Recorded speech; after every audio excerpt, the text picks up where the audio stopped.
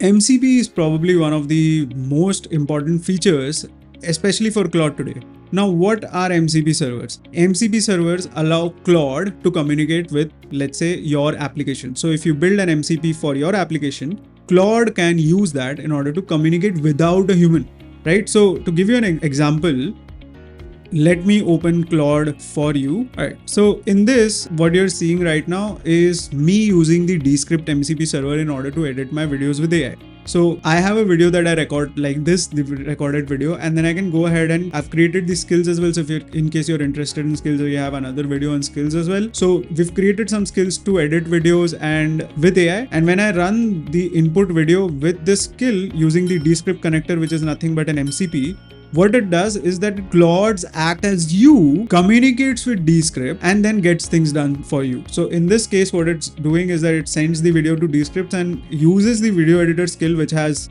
guidelines with respect to what is it that they should edit in the video, and basis the guides that we've shared, it communicates with Descript in order to edit the video. So this is just one example. If you go to customize here in your Claude and click on connectors, you can see these are some of the ones that we've connected here, and you can actually click on plus to browse connectors, and you can go ahead and look for any of the connectors that you might be working with in general. But point is that connectors are nothing but MCP servers, and Claude uses these to communicate with your application instead of you doing the thing, right? So if I were editing with Descript, I would do a bunch of different things in order to get it done. Now, instead of me, Claude is doing this programmatically to, get it done. So if you're a non-technical person, this is what MCP essentially is for you. Now, the best way to discover MCP server is actually right here, right? So in case you're interested, you can find whatever Claude has by default here. If you can't find something here, I believe you can add your own connectors as well. So if you click on plus, you can add a custom connector, and if you're technical enough, you can build a connector for your own workflow and then go ahead and connect it right here. So in case you're interested to understand how we can do that, I have a course on this. Please go ahead and take a look in the description. You will get all the details you need. But either ways, so this is one place to discover your connectors, and I believe this is the best point. But what we are also doing, there are a lot of unofficial MCP connectors as well, where people have not really published them on Claude, because Claude only shows you select MCP servers. We've started adding all the unofficial ones, which also kind of work, but again, these are something we've gotten off of the internet, not really verified, so be a bit more careful. But you can go ahead and find more MCP servers here as you need. So we have around 1700 MCP servers to look at, right? So